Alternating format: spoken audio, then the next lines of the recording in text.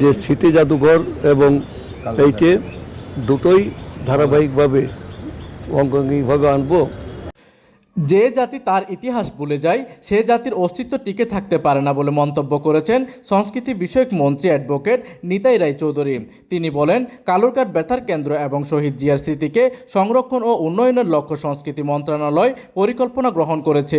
কালুরঘাট বেতার কেন্দ্র ও জিয়া স্মৃতি জাদুঘরকে সমন্বিত ব্যবস্থাপনায় আনার বিষয়টি বিবেচনাধীন রয়েছে।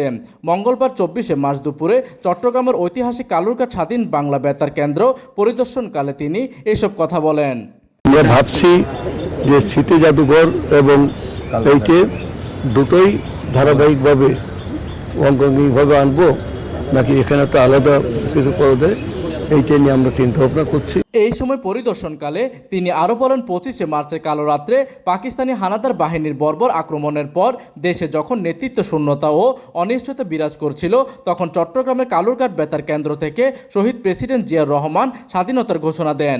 এই ঘোষণার মাধ্যমে মুক্তিযুদ্ধ নতুন গতি সঞ্চার হয় এবং জনগণের মধ্যে সাহস ও উদ্দীপনা ফিরে আসে। এছাড়া এখানে একটি আধুনিক স্মৃতি জাদুঘর স্থাপন, শহীদ জিয়ার ভাস্কর্য নির্মাণ এবং ঐতিহাসিক সম্প্রচার ব্যবহৃত সরঞ্জাম সংরক্ষণের উদ্যোগ নেওয়া হবে বলেও তিনি জানান। প্রতিনিধির তথ্য ও পাঠানো চিত্রে ডেস্ক নিউজ, দিগন্তের বার্তা 24, চট্টগ্রাম।